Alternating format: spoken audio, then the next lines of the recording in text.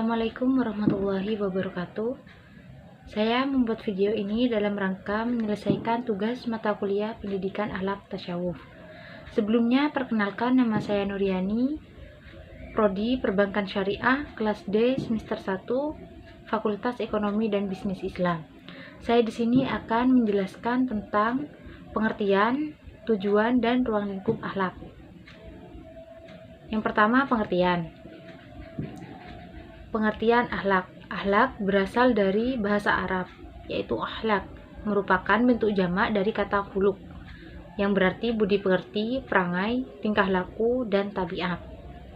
Kata khuluq atau budi pengerti yang berasal dari satu akar kata dengan khalq atau penciptaan, mengandung 3 makna.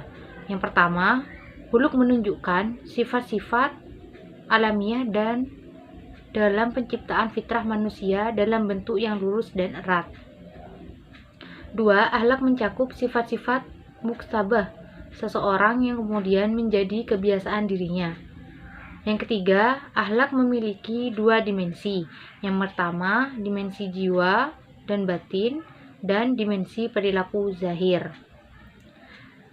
Adapun ciri-ciri akhlak. Yang pertama, akhlak adalah keadaan dan potensi diri yang bersifat tetap pada diri seseorang.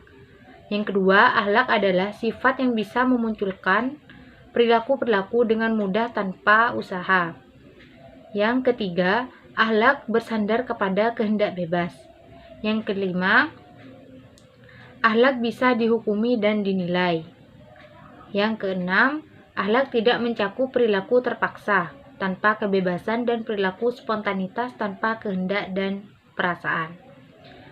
Akhlak memiliki tujuan, yaitu akhlak bukan hanya membahas benar atau salah, akan tetapi lebih menitik beratkan kepada baik dan buruk sebagai tujuan puncak. Tujuannya lagi yaitu pemahaman yang baik tentang akhlak, komitmen pada akhlak, dan penerapan akhlak. Sumber-sumber akhlak yaitu bisa dari Al-Quran, hadis Nabi, akal, naluri, dan pandangan umum masyarakat. Ruang lingkup akhlak. Yang pertama, akhlak kepada Allah Subhanahu wa Ta'ala. Contoh akhlak kepada Allah yaitu kita sholat, mengaji, berzikir. Yang kedua, akhlak kepada diri sendiri. Contoh akhlak kepada diri sendiri yaitu kita menyayangi tubuh kita sendiri. Contohnya kita merawat diri, tidak memakan makanan yang berbahaya, dan memakan makanan yang sehat. Yang ketiga, akhlak kepada keluarga. Contoh akhlak kepada keluarga yaitu kita dalam satu keluarga hidup saling menghormati dan saling menghargai antar sesama. Yang keempat, akhlak kepada tetangga. Contoh dari akhlak kepada tetangga yaitu ketika ada tetangga kita yang sakit, kita menjenguknya, atau tetangga kita terkena musibah, kita ikut bela sungkawa. Yang kelima, akhlak dalam kepemimpinan. Contoh dari akhlak dalam kepemimpinan yaitu kita sebagai pemimpin harus bertanggung jawab atas apa yang sudah menjadi tugas kita. Contohnya dalam kepemimpinan yaitu kita lebih mendahulukan kepentingan tanggung jawab kita daripada kepentingan pribadi. Akhlak terhadap lingkungan yang terakhir. Contoh akhlak terhadap lingkungan yaitu dalam sehari-hari kita menjaga lingkungan kita seperti tidak membuang sampah ke sungai, dan kita juga merawat lingkungan dengan cara tidak menebang pohon di hutan dan yang lainnya. Selanjutnya akan membahas tentang akhlak, moral, dan karakter. Makna kata moral, etika, nilai, dan karakter setara dengan akhlak. Kata-kata ini sering disejajarkan dengan budi pengerti, tata susila, dan tata krama atau sopan santun. Pada dasarnya secara konseptual, kata etika dan moral mempunyai pengertian serupa, yaitu sama-sama membicarakan perbuatan dan perilaku manusia. Moral berasal dari kata mores yang mencakup habits. Moral itu ada dua macam. Yang pertama, moral murni, yaitu moral yang terdapat pada setiap manusia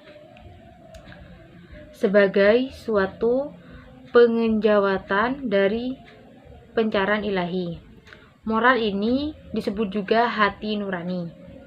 Untuk yang kedua, moral terapan, yaitu moral yang didapat dan dipelajari dari ajaran filosofis, agama, adat yang mengitari manusia. Yang ketiga, karakter. Karakter berarti tabiat atau sifat-sifat kejiwaan, akhlak atau budi pekerti yang membedakan seorang dengan yang lain, dan watak. Orang berkarakter berarti orang yang berkepribadian, berperilaku, bersifat, bertabiat, atau berwatak. Dengan demikian, karakter identik dengan kepribadian atau akhlak. Yang ketiga itu etika. Secara etimologis, etika berasal dari kata Latin etios yang berarti kebiasaan. Dikatakan baik itu apabila sesuai dengan kebiasaan masyarakat. Secara epistemologis, etika adalah suatu ilmu yang membicarakan masalah perbuatan atau tingkah laku manusia. Secara filosofis, penyelidikan terhadap kewajiban manusia dan hal-hal yang buruk. Etika tidak membahas keadaan manusia, tapi membahas bagaimana seharusnya manusia bertindak benar. Selanjutnya, etika, etiket, dan susila. Etika dan etiket kadang diartikan sama, digunakan silih berganti. Kedua istilah ini memang hampir sama pengertiannya, tapi tidak sama dalam hal titik berat penerapan atau pelaksanaannya. Yang satu luas daripada yang lain. Etiket berasal dari kata Prancis, yaitu etiquette, yang berarti kartu undangan, yang lazim dipakai oleh raja-raja Prancis untuk mengadakan pesta.